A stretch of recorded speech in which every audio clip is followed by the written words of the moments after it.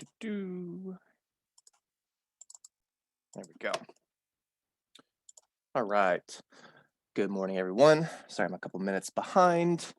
Technology's fun, as some of y'all have already experienced. So just a couple quick reminders of your homework with 2.6, 2.7, and 2.8. In fact, we can take 2.6s off since that has passed, and then we'll add 3.1 because we'll finish that today. So that'll be 4.6. So we got 2.7, which is the 30th today, 2.8, 4.1, 3.1 will be 4.6. Our test, now I'm actually going to give you a slight extension on this because my math lab was having tons of problems yesterday, and I don't want that to affect us negatively. Hopefully everything is back to normal today. They generally fix everything within 24 hours, but I was getting all sorts of emails from all of my classes. I had everybody testing, well, not everybody, I had most of my classes testing yesterday, and it just did not go well because my math lab was bogged down. They're having some kind of system errors, blah, blah, blah. So I am giving you one more day to take that test in case that affected you. If you need to send me any private messages during class or any emails after class about something that happened to you, then we can go from there. But again, I want everybody to have an equal opportunity at this test. So if I need to make any kind of, exceptions, we can review the tape, so to say, and see what happened. So with that being said, let's not waste any time. Let's go ahead and pick up where we left off. Let's just remind ourselves these three formulas from 2.8, because 2.8 really is just three formulas that you have to memorize. We had our distance formula, and we did a couple examples with that. So that was big square root, some things that look like the tops and bottoms of slopes, but they're being squared and added, just similar features. Then we had our midpoint, which we said was just the average of each coordinate pair. And then we had our equation of a circle, which is what we're on now. And we said that this is related to the distance formula, and we talked about that already. We're not going to talk about it again.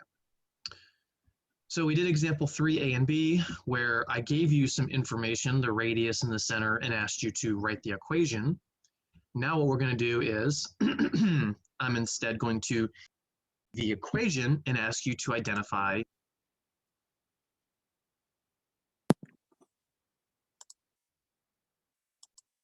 And I'm realizing that that is not the right one. Hold on. I was like, something seems off, something seems off. Give me a minute. Sorry about that. Don't know why that video was pulled up, but again, I was having my issues with my technology this morning. I didn't even have internet for the past day and a half, so that's been fun.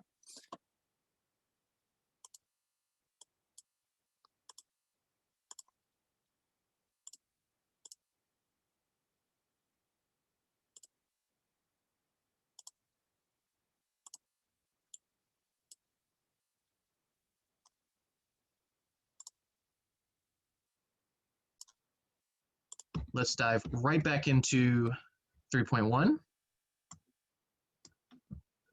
which were all about graphing quadratics. That was our goal, to graph parabolas, but in a more specific way, in a better way. Back in chapter 2, we were just kind of sketching them. That was the word I preferred, where we only plotted the vertex point, and then we made it point up or down based on whether it was reflected vertically or not. Here, we're trying to make a more accurate graph. So we said, in order to plot a parabola accurately, you need at least 3 points. Quite often we end up with 4, and we're going to plot 4 if we get 4. But we do need at least 3. Sometimes we end up in a situation where we only find 2, and then what we have to do is find an additional point by symmetry, or just plugging in a random x value. Not necessarily random x value, you could choose it specifically, but just another x value of which you would have billions of choices. So we said that we're going to call the vertex h comma k. These letter choices are arbitrary, but that's what we're going to go with. Some people use x1 and y1 still. That's perfectly fine.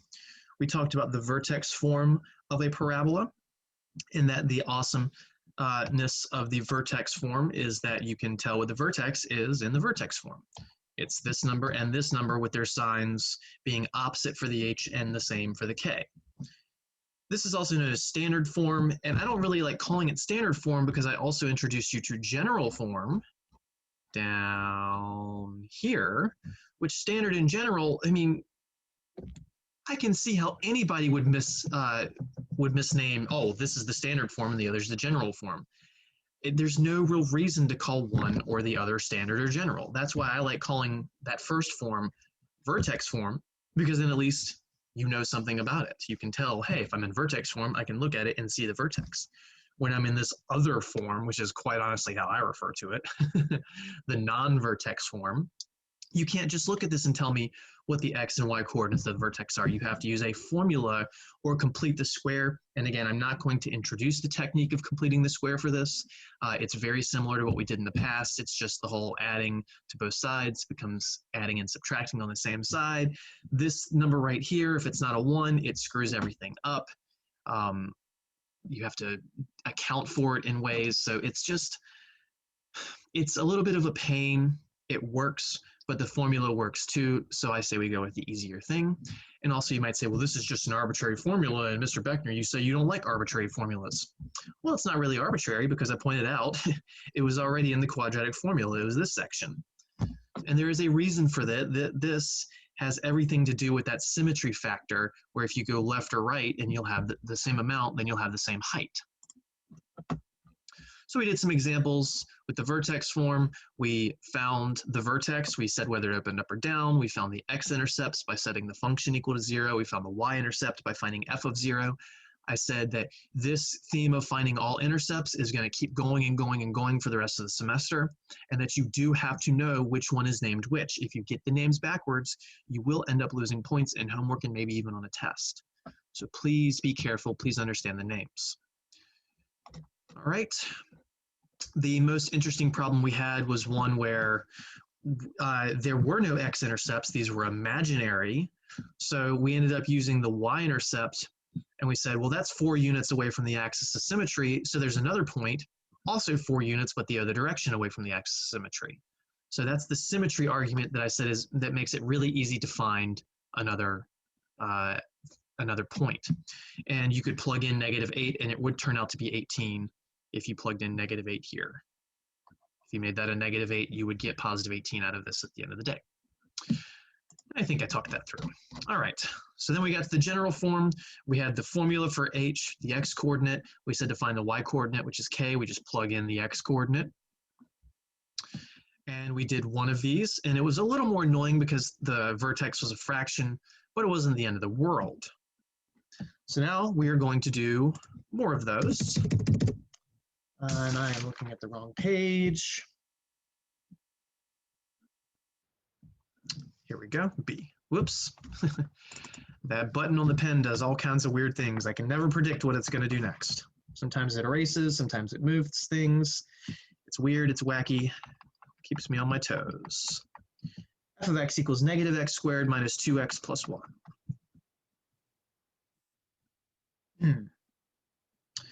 So this is the general form instead of the standard form, or what I like to call it is the non-vertex form. But I know a lot of people are used to this being the more generalized polynomial form where they're separated, there's no parentheses. This looks like it would be factored. And we try to factor it actually in the process of solving some of these details.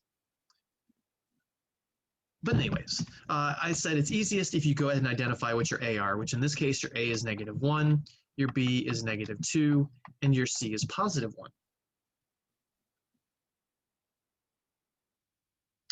Now, I'm going to put some little asterisks next to this, and I'm going to come back to it ultimately. I'm going to relabel the A, B, and C's is what I'm getting to. All right, so since the A is negative, we know this opens down.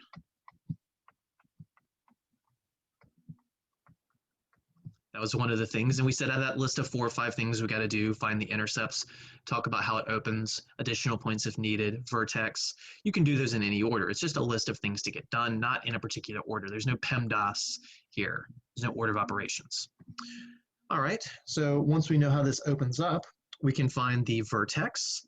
So when we go to do the V, which I'm calling V for vertex, H is -b over 2a. -b, so that's -2 over 2a, which is 2 times -1. 3 negatives makes a single negative ultimately, and that's 2 divided by 2, which is 1. So -1 is the x-coordinate of the vertex. That is the x value at which if you go left and you have a specific height, you can go right and you'd have the same specific height, as long as you're going left and right the same amount. K we find by plugging in this value.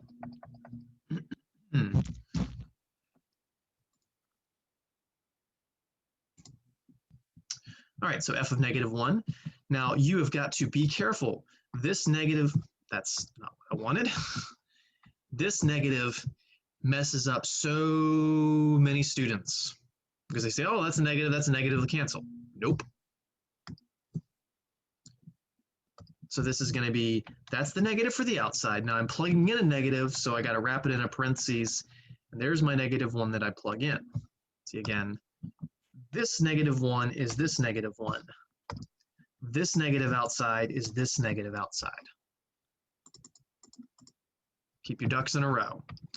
All right, then the -2x becomes -2 times -1, then the +1.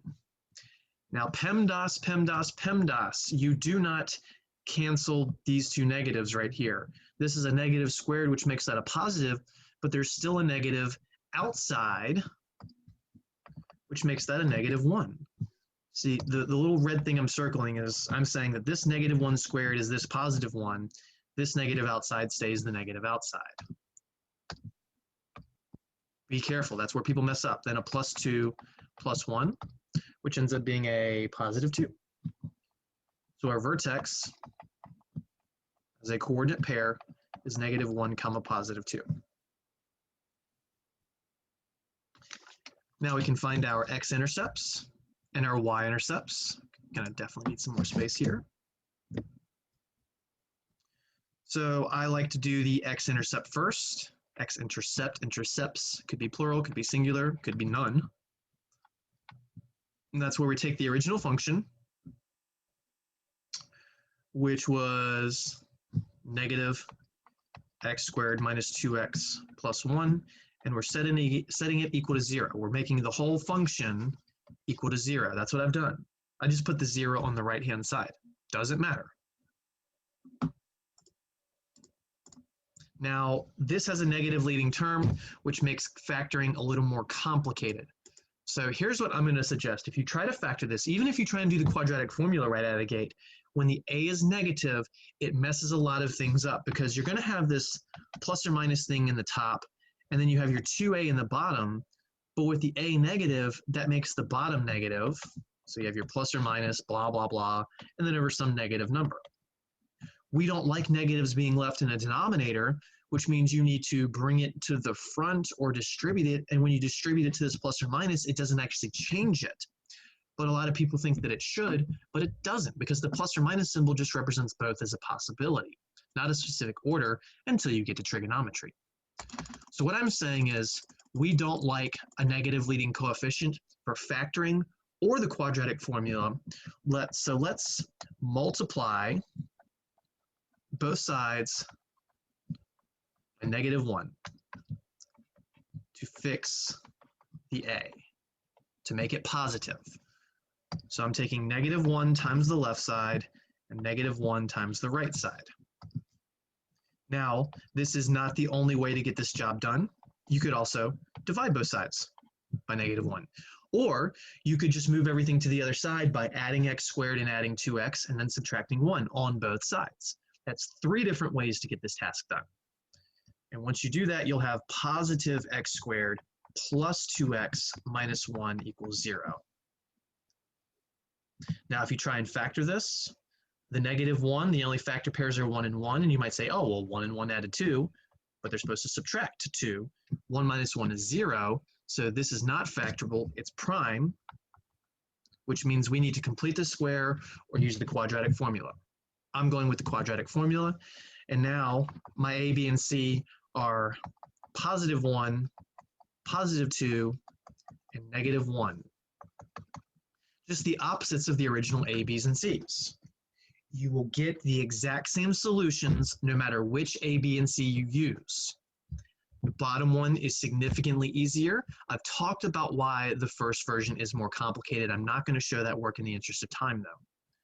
This formula Again, if you're in a math class, you do not get to forget this. Negative b, so negative 2, plus or minus, big square root. B squared, which is 2 squared, minus 4ac, so 4 times 1 times negative 1. Then all over 2a, which is 2 times 1.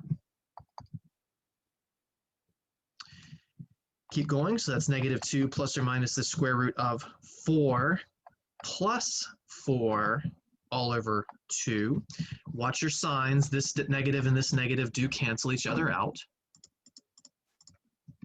4 plus 4 is 8, so that's negative 2 plus or minus the square root of 8 all over 2. Now, we don't know the square root of 8 off the top of our head. So this is not going to be a rational solution. It's not going to be like 5 or 3/2 or whole numbers or fractions are out. It's going to be stuck with a square root or an I, not an I, obviously. But this is not good enough. If you say this is the x value of the intercepts, that's wrong because we can simplify the square root of 8. So remember, the square root of 8 you can write as the square root of 4 times 2, which becomes 2 square root of 2. This 4, we know the square root of, so we pop it out. If you're going on to trig or if you're going on to calculus, guess what? You don't get to forget that. And here's the real beauty. Once you pull that 2 out, you got a 2 in the top, 2 in the top, 2 in the bottom. There's a factor of 2 everywhere, so you can actually cancel those out. You can say 2 goes into negative 2 once, into 2 once, and into 2 once. If that 2 had not been there, we couldn't have done this. See, you cannot cancel these 2's. You cannot cancel those as a fraction with an extra plus or minus. But here you can. I said I don't like leaving the cancellation there. So that just becomes negative 1 plus or minus the square root of 2. With a 1 in the bottom, we don't need to write it. So our x-intercepts are negative 1 plus square root of 2 comma 0. Remember the y coordinate is 0. We plugged that in to begin with. We made the function 0. That's the y value. And negative 1 minus square root of 2 comma 0. Now, if I tell you there's no calculator allowed on this test, which spoilers I won't, that would make this a little more complicated to figure out exactly where to plot these. However, Chapter 3 is where I loosen up those rules and I say, all right, you're finally allowed to use a calculator.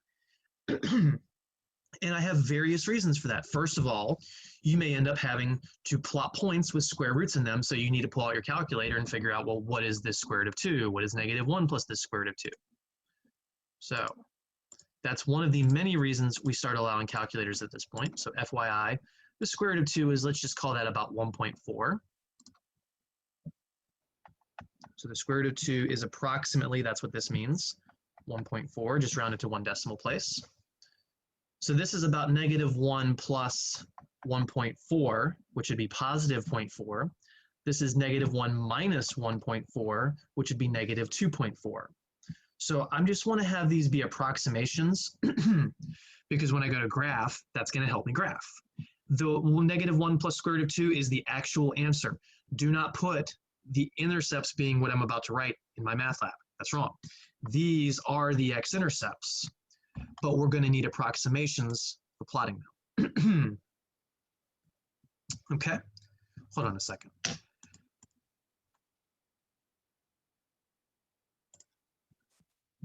So the x-intercepts are about, again, negative 1 plus 1.4 is 0.4, so 0.4 comma 0, and negative 1 minus 1.4 is negative 2.4 comma 0. Again, approximately. Let's even, instead of using the colon, use the approximate symbol there.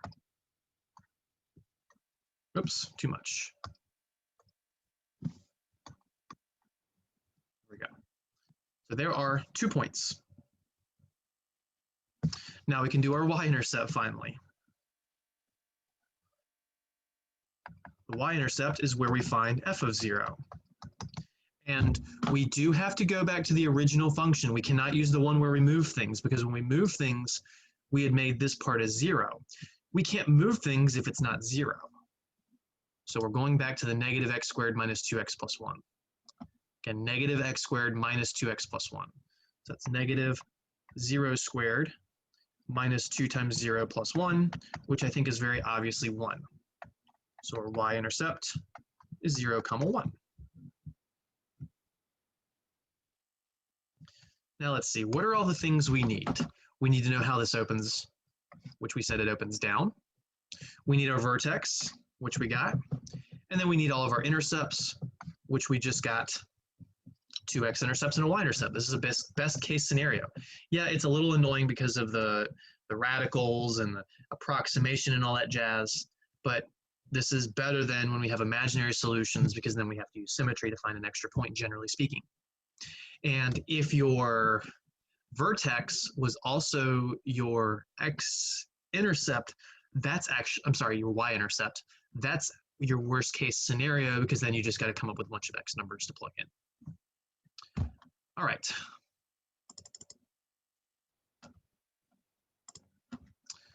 So let's get the graph here. Come on, hold on a second.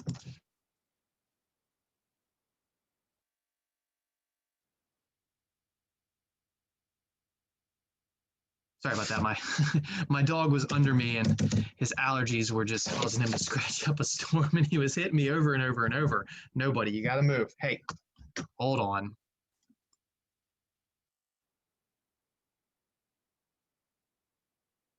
Yeah, the fun of teaching at home.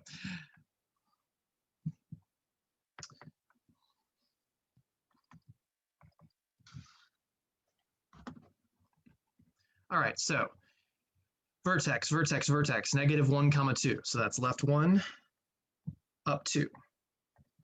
So here is our vertex point. Like I said, you can put a little v next to this if you're doing it by hand, so that you can remember that's where it's going to do this or the other direction, which we know it opens down, so it better be the other direction. Negative 1, 1, 2. Then we had our y-intercept is still here at 0, 1, so that's right here.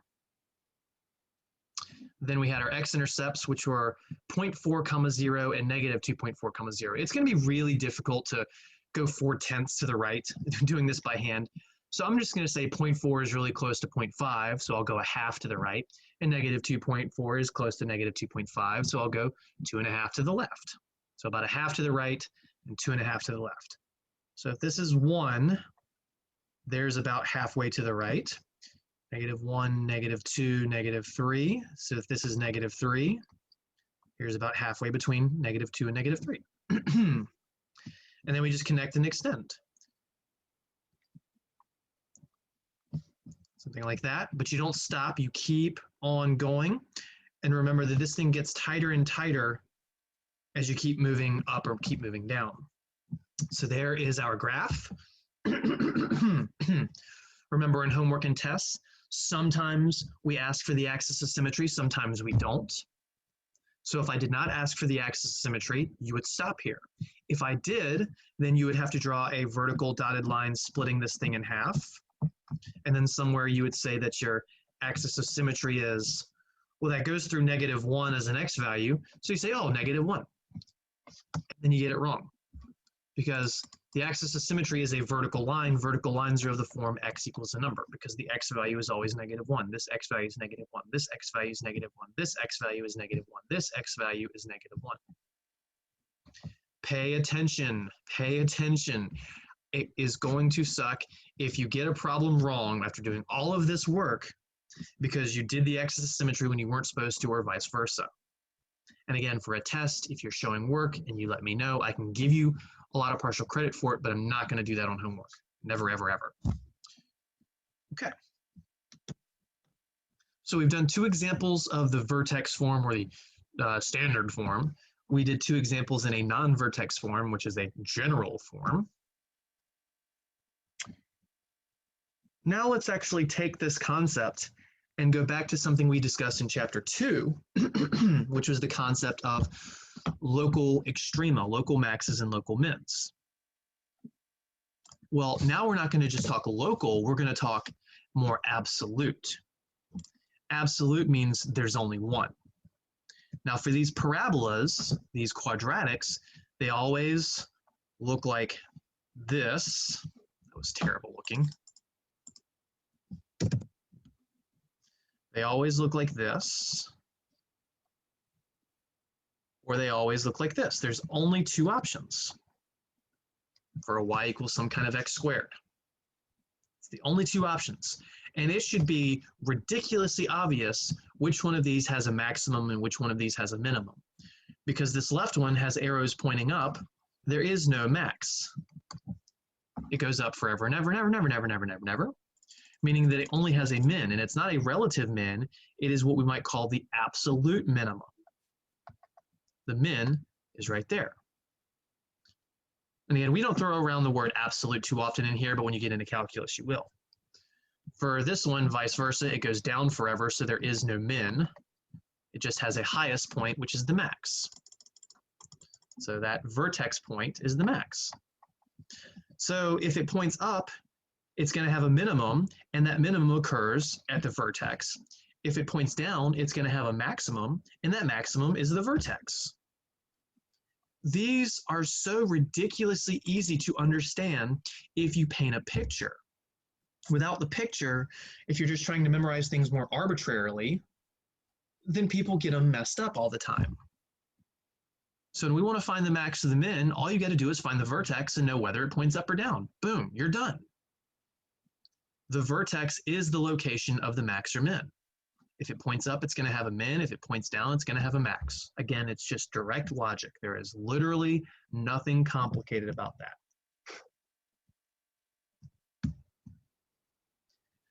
Now, we talked about the language before when we were doing relative extrema, relative maxes and relative mins, or local maxes and local mins. All that is the same thing.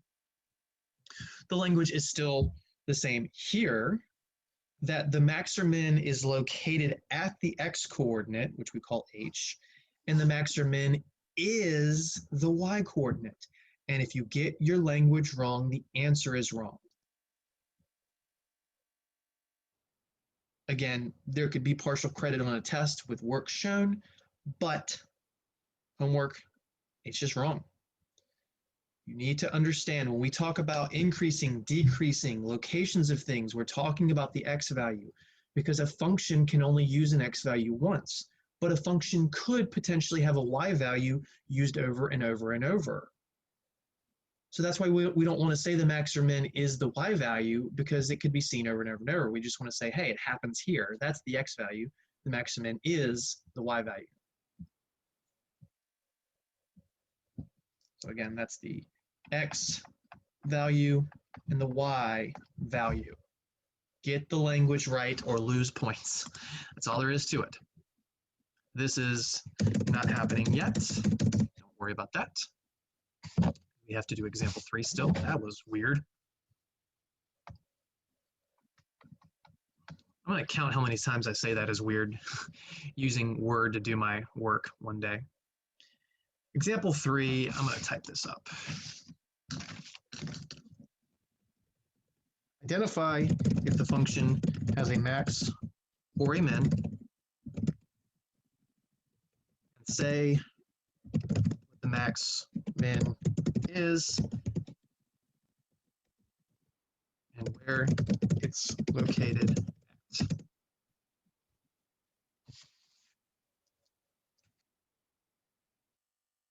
And this is just going to be one problem. F of x equals 2x squared minus 16x plus 30.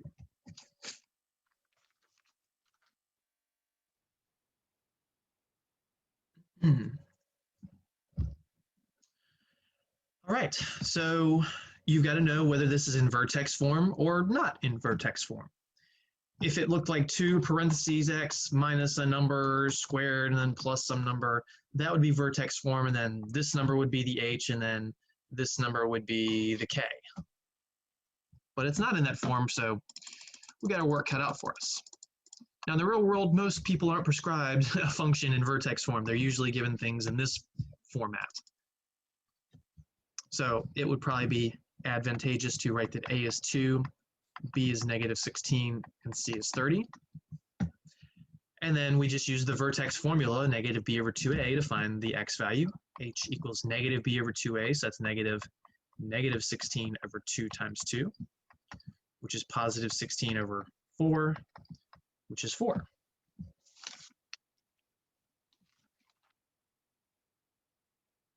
And the k, you just plug that number in. Don't overthink it. So that would be 2 times 4 squared minus 16 times 4 plus 30. Let's see, 4 squared is 16. 16 times 2 is 32, minus 16 times 4 is 64, then plus 30. 32 and 30 make 62, minus 64 is negative 2. So that means our vertex is located at 4, negative 2. That is the location of what we call the extrema, the max or the min, the highest point or the lowest point, of which parabolas can only have one. See, before we were dealing with curves that look like maybe this, and they can have several local maxes and several local mins. That's not what we're dealing with now. We're only dealing with one of those humps, whether they're a peak or a valley. Parabolas only can look like that. So we got to get the language right. We got to get the language right. So what are we going to say?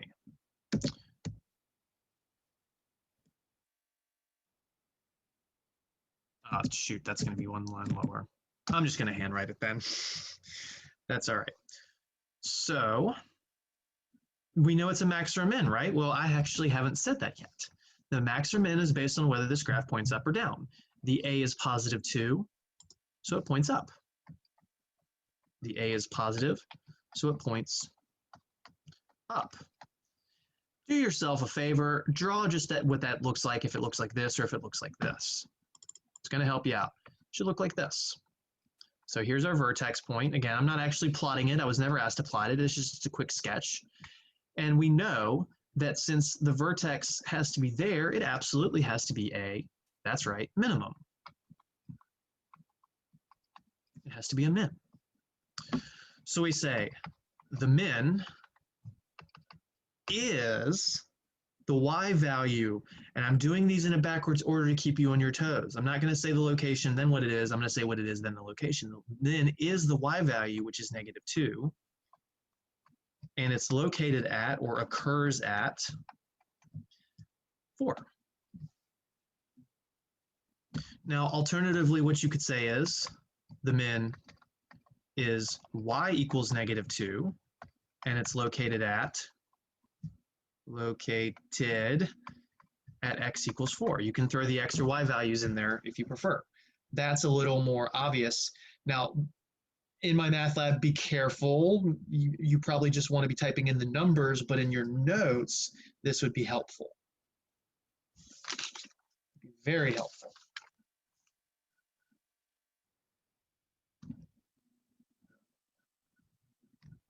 All right, so that's example 3. When you're asked to find a max or a min, all you're finding is the vertex and then getting your language correct. There's no new math here at all. None. This application is so insanely important. If you want to throw a ball in the air and find the peak height, if you know its velocity and the direction you throw it and all that jazz, you can find out where its max height is going to be. If you want to talk about economic recessions and dips and peaks and all that stuff, you can talk about local extrema. Now, economic functions usually aren't modeled with quadratics in the real world, but when you have like a 100 level or 200 level economics class, you can. And then you can talk about, hey, we should probably produce at the peak profitability. So you want to maximize your profit. You find out how many units you make to make that happen. Now, in the real world, the ultimate challenge is finding the model, getting some mathematicians together to make the model, but that's not our problem for now. I feel like I hit back one too many times. Nope, we're good. All right, so in the spirit of what I was just talking about, let's do some word problems. And we'll do a boring word problem first, and then we'll do one that is actually quite helpful for some people. All right, so this one's boring, just plain math. Minimize the product of two numbers who have a difference of 10. And someone's going to say, oh, well, 0 and 10, because that product is 0. That's one way of thinking. But what about -1 and -9? I'm sorry, -1 and +9. That product would be -9, which is smaller than 0. Ooh, didn't think about that, did you? It doesn't say two whole numbers, it says two numbers. So don't think you can just pull this out of thin air. This is quite a challenge to pull out of thin air until you've done 40 or 50 of them, and then you know the pattern, and I can tell you the answer right now. And not just because I've done this particular example before, I could change that 10 to any number, and I'll have the answer, once again, right now. But let's build up to that. Minimize the product of two numbers that have a difference of 10. This is actually, if you want to get technical about it, a system of equations. But we're going to find a way to avoid that process, since that's not until chapter 5, even though you've seen systems of equations before. They were linear, and this is nonlinear. It just makes it a little weirder. So we want to minimize the product of two numbers. So let's just say the product equals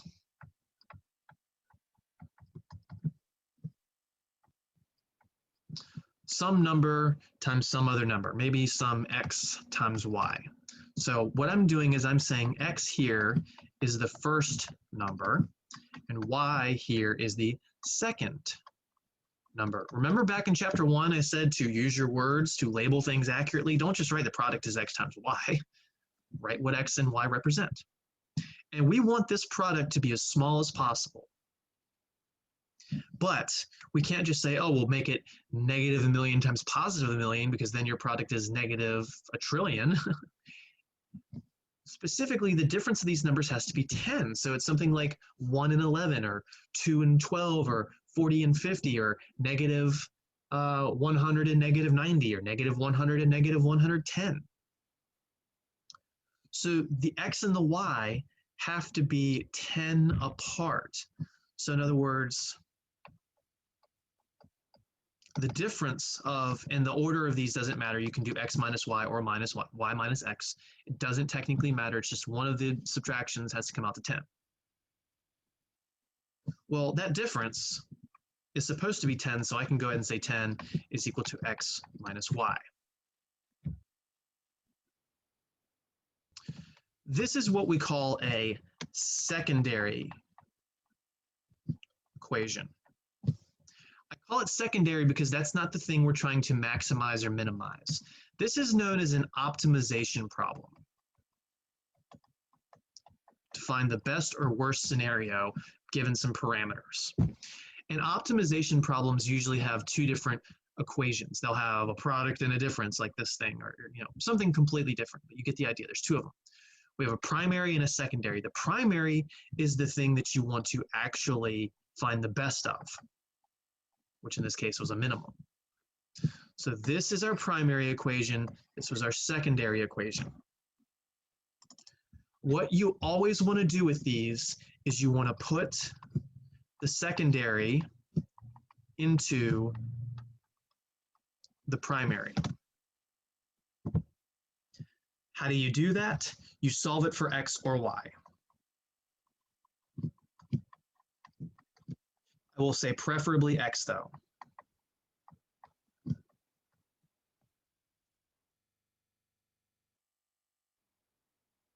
I'm sorry, preferably y. I just wrote that completely wrong. We preferably want to solve it for y. That way when you, let's say this was just y equals blah, blah, blah, blah, blah. You're going to take all of that and you're going to plug it into the y of the primary equation so that there will only be x's in it. And then if you're trying to find a minimum, well, that means you're just trying to find a vertex or a maximum vertex. Now, if you see a bunch of y's here, it still works, but it's going to throw you off. I know it's going to throw you off because it threw me off when I was learning it. So let's take that 10 equals x minus y, and we're going to solve this for y in either one step or two steps. There's several different ways you can do this. You can subtract x and then divide both sides by -1. I'm going to do this a slightly different way because I know I've shown it that first way before. I'm just going to add y to both sides, which will give me y plus 10 equals x, and then I'm going to subtract 10 on both sides, which will tell us y is equal to x minus 10. We're going to use this. We're going to take what y is now equivalent to. We just said y is just the first number minus 10. And we're going to plug it in to where we see a y in the primary. You solve the secondary and you plug it into the primary. How do you know which is which? The primary is the one that you don't know a number about and that you're trying to optimize. See, we knew what this difference was. We didn't know what the product is. All right, let's remove my Madden drawings. So now we plug this into the primary.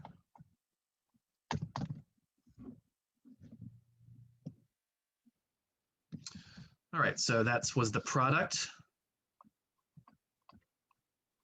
is equal to x times x minus 10. Again, once again, I want to circle one last time. This is now what y represents. So in this equation, we wrote x minus 10 instead of y. That's how we got this.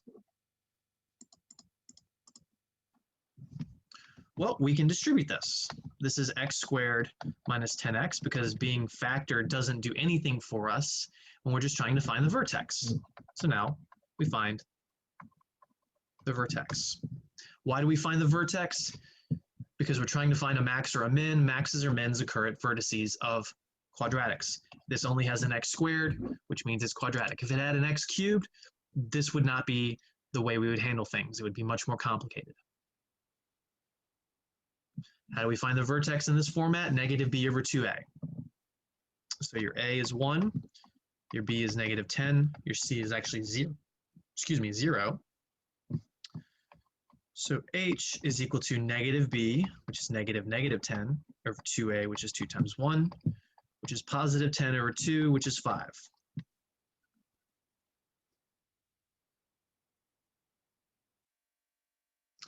The k, how much room do I have? Just enough. The k, you plug that in. So f of 5 would be 5 squared minus 10 times 5, which is 25 minus 50, which is negative 25.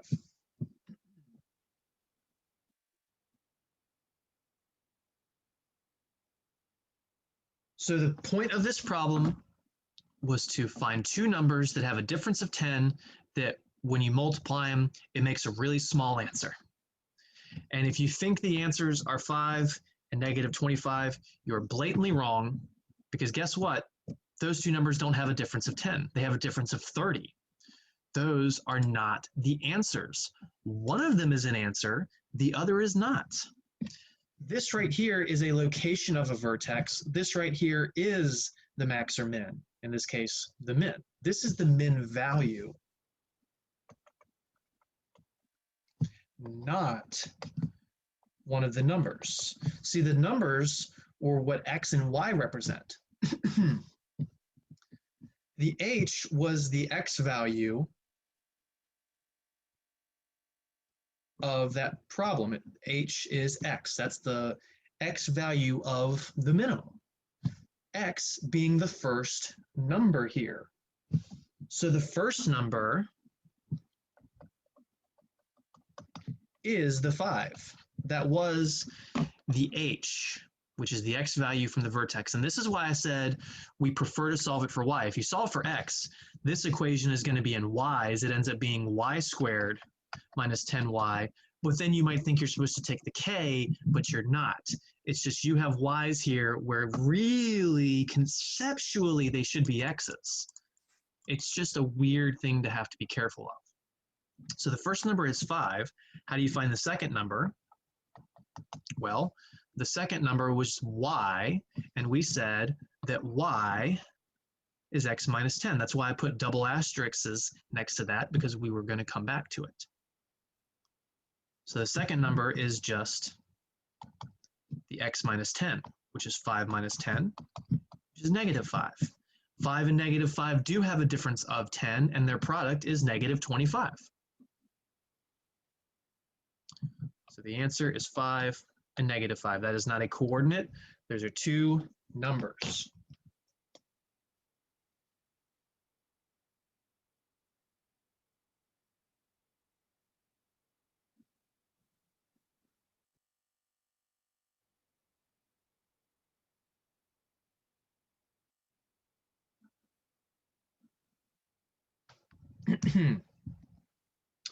So like I said, this is kind of a boring problem. It's a little pure mathematical, but there are absolutely ways that we could turn this into something with more application. But I like to do a pure math problem and then an application problem just to kind of give you an idea of how both worlds work. Because there's plenty of use for pure mathematics, but there's also plenty of use for applied. So let's get into the applied side of things. So again, what's the process? You're probably going to end up with a primary and a secondary equation. The secondary one will have a direct number in it. The primary is the thing you're trying to find the max or min of. Use x's and y's. Take your secondary equation, solve it for y, then plug it into the other one, the primary, and then just find its vertex. But the thing is, the vertex is usually not the answer. It usually has one of the answers and then just another piece of information. That's right, I have some of this typed up already. That's nice. So example 5. We plan on building a rectangular garden on the side of a house. We go to Home Depot or Lowe's or wherever and we buy 120 feet of fence. And we go, we're not going back. Our buddy with the trailer's already left, so we're not going back. We got 120 feet of fence, that's it. What dimensions would maximize the area of this garden? And then what is the maximum area? So we're trying to build a garden as large as possible with as few materials as possible. We're trying to make the most of our money here, essentially. But we also want to have the biggest garden possible so we can get the most vegetables, whatever. You could do the same thing with like a horse pen. You want your animals to have as much roaming area as possible. You can also have a problem similar to this where you put a divider in there so you got horses on one side and pigs on another maybe. But this is a pretty applicable problem. And you might say, well, why do you need to know the maximum area? Well, when you go and buy soil nutrients, those bags are usually labeled based on how many square feet or square inches you've got. So that would be a reason to need to know the maximum area. That way, in case you go back with your car to go get the soil and stuff, you know how many bags to buy. But yeah, don't scroll. Don't scroll. That's right. So we're going to build a rectangular garden on the side of the house. Why are we going to build it on the side of a house? Well, let me show you. Here's our house from a top-down view. So we're staring at the roof. And then here in red will be our garden. When we build a garden or a pen or whatever to the side of another building, you don't need to fence the side that's attached to the house because the house is going to keep it from escaping. Your tomatoes aren't just going to go through the house, right?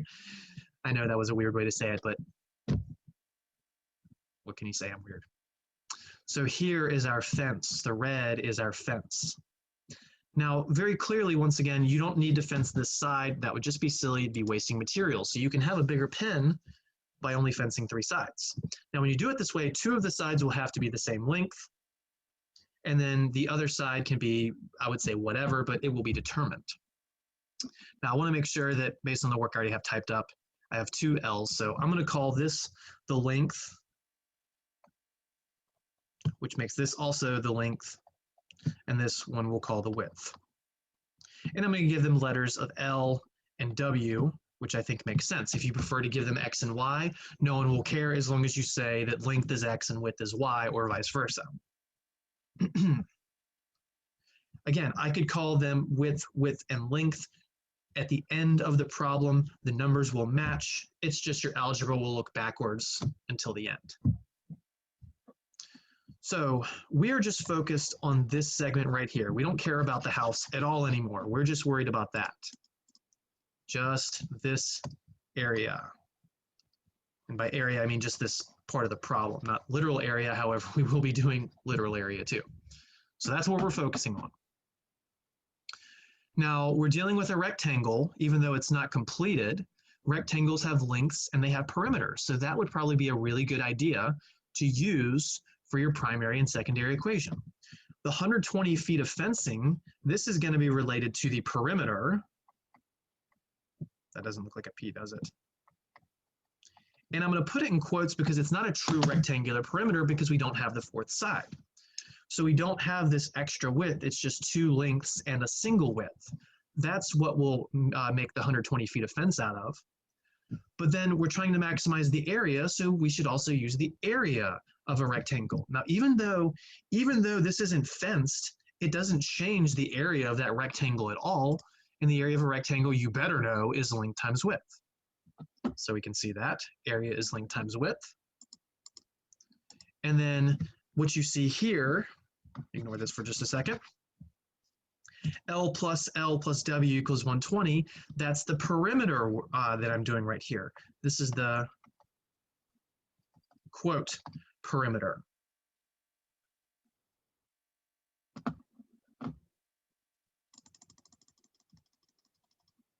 And L plus L would be 2L.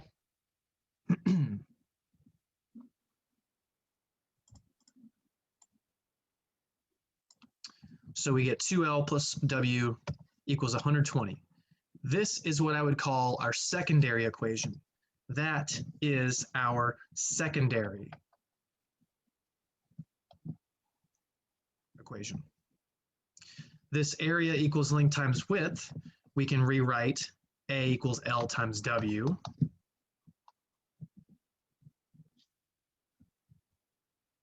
Without using big words. But we don't know what the area is. That's the thing we're trying to find the maximum of. So we had the number for the perimeter, that was the 120, which made it the secondary, which makes the A equals L plus W, sorry, L times W, that's the primary. So what do? We stuff the secondary inside of the primary. Now you might say, well, which should I solve for, L or W? It doesn't matter because they're not going to have that X and Y confusion here. Me personally, I would solve for W because W is going to be easier to solve for in this equation. All you have to do is move the 2L. If you try to solve for L, you'd have to move the W and the 2. So I'm just going to take 2L plus W equals 120. I'm going to subtract 2L on both sides. And I don't, oh, it's right here.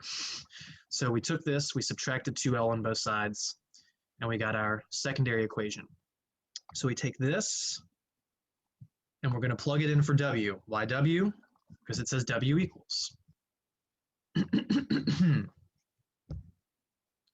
So when we do that, instead of having A equals L times W, we get A equals L times 120 minus 2L. And I'm using the word area. I can use the letter A. Nobody cares which way you do it. You can actually use function notation. This is an A of L if you wanted to write it as a function, because L is the variable seen, so it's dependent on L. That's not A times L, that's A of L. I know most people don't do it except when they're using X's and Y's and F's because it looks confusing. I get it. All right, so what do we do from here? We distribute. Because we're trying to find the vertex. That's our goal because we're trying to maximize or minimize this thing. You can't find the vertex in this format. You might say, oh, isn't this vertex form? No, this is not vertex form because this thing isn't being squared. This L is inside and this L is outside and it should be inside, arguably. So we distribute, and that's going to give us that the area is equal to 120L minus 2L squared. That's A equals 120 minus 2L squared. I know it looks a little funny. Or A equals negative 2L squared plus 120L. I missed the L here. There we go. I just swapped the two terms so I have the square term first. That way we won't accidentally misidentify our A or B. And then we find the vertex. And I don't have the math shown for that. Spoiler alert. So H is the X coordinate of the vertex, which will be one of the lengths or widths. That's the negative B over 2A, which is negative 120 over 2 times negative 2. That's negative 120 over negative 4. The negatives cancel. 4 goes into 12 3 times, so that's 30. Now this H relates to whatever variable we were seeing in the area problem. So this h relates to the L, so it's the length. So the length is equal to 30 feet. Units are critical. 30 inches, 30 miles, no, 30 feet.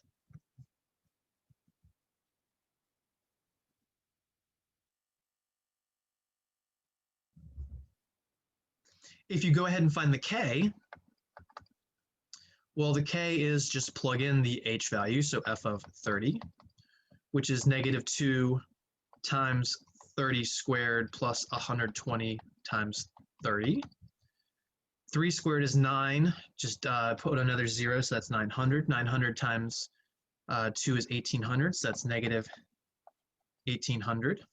12 times 3 is 36, just tag on those 2 zeros, so that's plus 3600, which when you add those, you get positive 1800. Now, if you think this is the width, that would not even be possible because we only had 120 feet of fence. So how is the width 1,800 feet? So that's not possible for it to be the width. Remember that the K, the output, is the maximum thing. And the equation we were relating this was the area. So this is the max area. Now you might say, well, how do you know it's not a min? We know it's a max because the A is negative, so it has to point down, making it a max. Now, 1,800 feet, question mark? Actually, that's wrong. Area is measured in square units because you're taking feet times feet, which is feet squared. So you're thinking, okay, we know the length, we know the area, what about the width? How do you find the width? Mr. Beckner, tell me how do you find the width? Well, we had an equation right here that said the width is blah, blah, blah, blah, blah. So just plug in the number we knew for the length, which we got to be 30. So now we can say the width is W equals 120 minus 2 times 30, which is 60. 120 minus 60 is 60. Width is in feet. So we have a 30-foot by 60-foot garden with a max area of 1,800 square feet. And check this out, if you multiply 30 and 60, you get 1,800. 3 times 6 is 18, 2 zeros makes 1,800.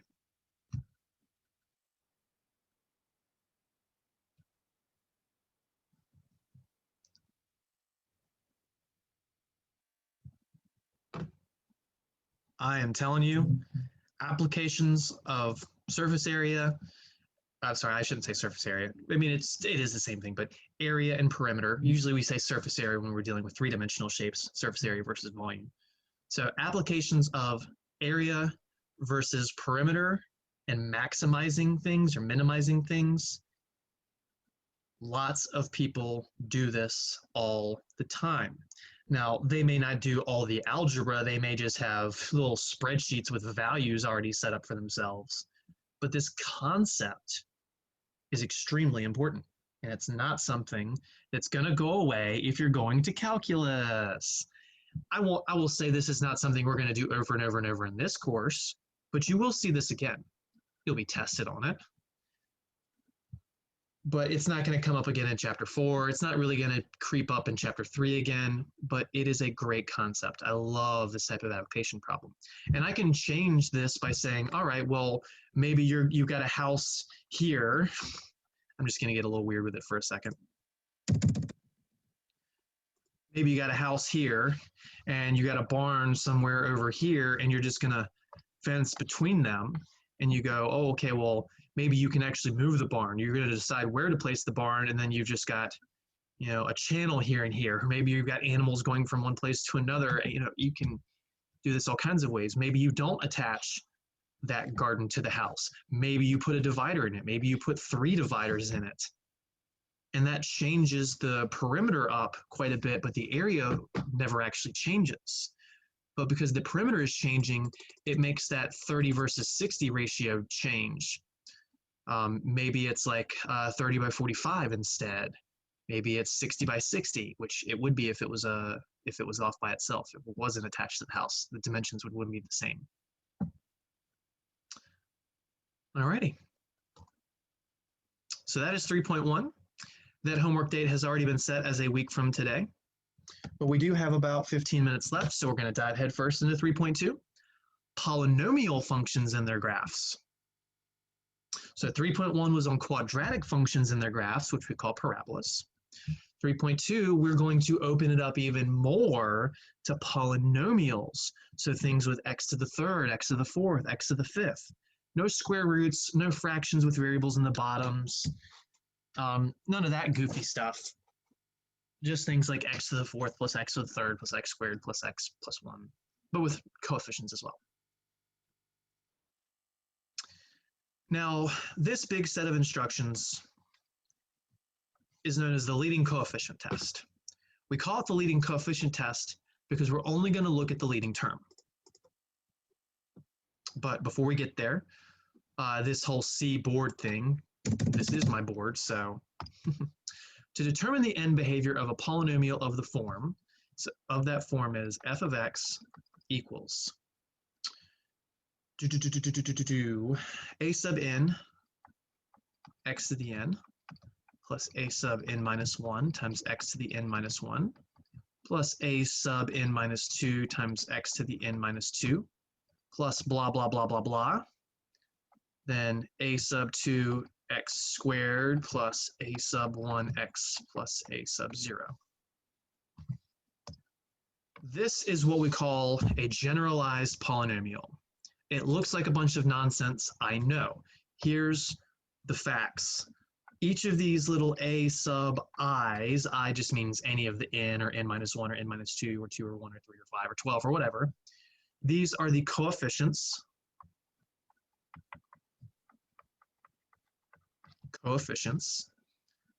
And then the x to a whatever is just your variable being raised to a specific power.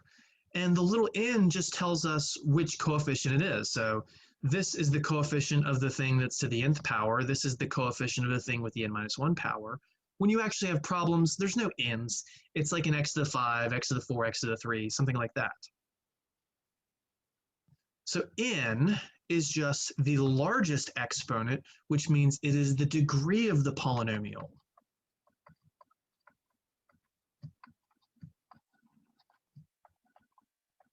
It's also the degree of that single term, but it's more generalized as the degree of the polynomial. So when we talk about the biggest exponent term as an x cubed, that's a cubic. It's a third degree polynomial. When we talk about the biggest exponent being a 2, that's a quadratic. It's a second degree polynomial. If there's an x to the 10th and there's no number bigger than 10 as an exponent somewhere, it's a 10th degree polynomial. And that n plays a critical role.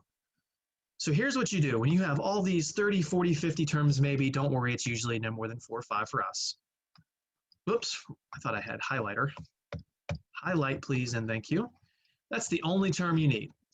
For the leading coefficient test to determine your end behavior, you don't look at anything except for the leading term. That's all you do. You just look at the leading term. So a sub n times x to the n is the leading term. So it has a leading coefficient, which would be the a sub n. Again, don't let all the little n's and n minus 1s throw you off. I'm just saying, all right, if this is an x to the 10th, that means n is 10. Then you have n minus 1, which is 9, n minus 2, which is 8, n minus 3, which is 7, n minus 6, 5, 4, 3, 2, 1, 0. Some of those terms may be missing because some of the coefficients could be 0. But again, all we're doing is looking at this term for the leading coefficient test, which is, if your n, in other words, if the biggest exponent is even, you're under one of two cases. So this is a if this then that, if this then that kind of thing. So if your biggest exponent is even, if the leading coefficient is positive, both ends point up. So in other words, we have no idea what happens in the middle of the function, but we know the far left and the far right are going to point up. If your leading coefficient is negative, both ends point down. So what I'm saying is we don't have any clue what the middle part of the function looks like, but we know that the far left and far right sides are going to point down. And I'm not saying they have this steepness. They may just pretty much point straight down.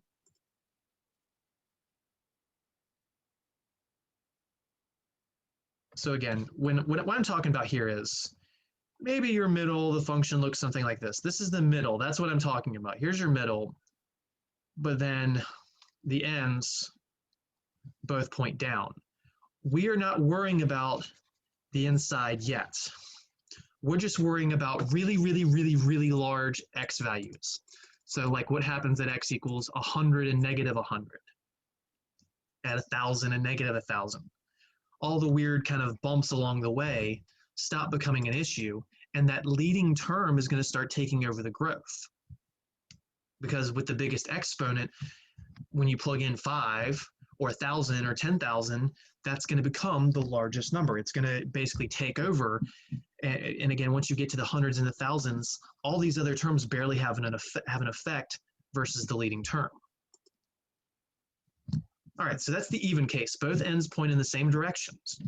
If your n is odd, however, they're going to point in different directions.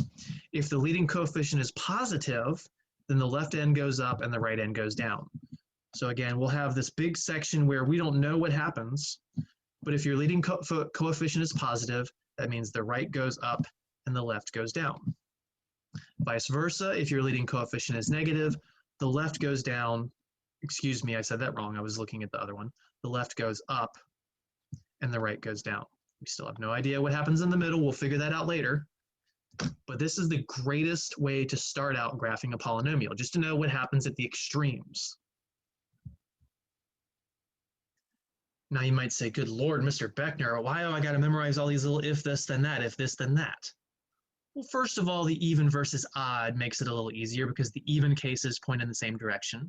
The odds do not. Positive coefficients point up, negative coefficients point down for evens. I think that makes sense just based on reflections. We, like with our x squared graph, we always pointed it up unless there was a vertical reflection. Well, a negative in front of the leading term is a vertical reflection. It's the odd case that people mess up more than anything else. But I'm going to give you an amazing way to remember this. All the words I just had you handwrite, type, however you're doing this, that is not how I do this at all. It helps me paint these pictures, but what I'm going to do is, and again, I want you to write that because this is all true, but what we're going to do is we're going to compare this to the graphs of x squared and x cubed, which x squared is the first even exponent polynomial, and x cubed is the first odd exponent nonlinear polynomial. But even with linear ones, the left goes and right goes case is still the same. So this is what I'm looking at. X squared, positive x squared, both ends go up, and you're supposed to have that memorized. Whereas negative x squared would be a vertical reflection, so both ends go down. Look at these two things versus these two things. If you ignore the section in the middle, if you cut out all of that, it's the exact same thing. So I never memorized all of this, if this, then that, if this, then that. I memorized the basic graphs of x squared and x cubed, and then I just cut out the middleman, and I know exactly what's going to happen. Let's look at positive x cubed, which again, you were supposed to have memorized that the right end goes up like this, and the left end goes down like that. And negative x cubed, which is just a vertical reflection, so left goes up and right goes down. Compare this to these. When the leading coefficient's positive, this is positive, left down, right up. When it's negative, left up, right down. So again, if you just take your basic x cubed graph, cut out the middle, whether it's has a reflection or not, you get those shapes. You get the same shapes. I love borrowed information that we already understand versus blatant memorization of new things that might not have any sense or reasoning to them. You were already supposed to have memorized the x squared and x cubed graphs. You're already supposed to know how to do vertical reflections. So this is old stuff that, again, all you do is cut the middle section out and you get the whole. All right, if your exponent's even, if it's a positive coefficient, both up. If it's negative, both down. If your exponent's odd, if the leading coefficient's positive, right and up, left and down, vice versa, left and up, right and down.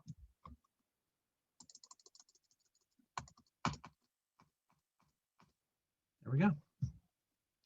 These graphs, we are not done with either in that kind of helpful comparison where just these 4 pictures, honestly, only 2 of them are really necessary for the next thing, are going to tell us something else. We're going to start talking about how our intercepts sometimes bounce and sometimes they cross.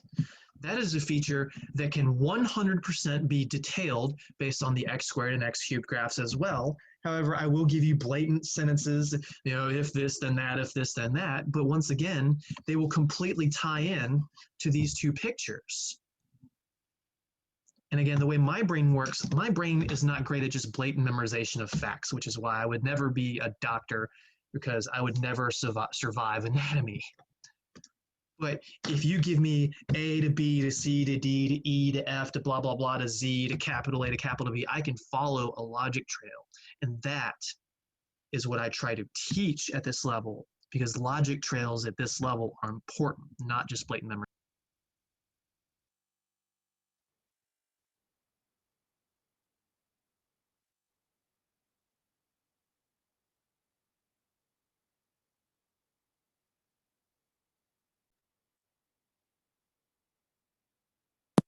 So we won't. So we'll pick up where we left off with 3.2 next time. But for now, just your final reminders for some due dates, 2.7, 2.8, and then 3.1, which was finished, as well as reminding you that I am giving you the extra 24 hours, the extra day for test 2 because of the issues with my math lab that lots and lots and lots of my students let me know about, which I was already figuring out on my own, of course. But again, I know that or sorry, I don't want to say that. I appreciate y'all letting me know just in case I didn't know. So besides that, again, we'll pick up with 3.2, get that test done today or tomorrow, turn in your work. Remember, you have 15 minutes to submit your work in Canvas. And yeah, have a good day. We will see you next class.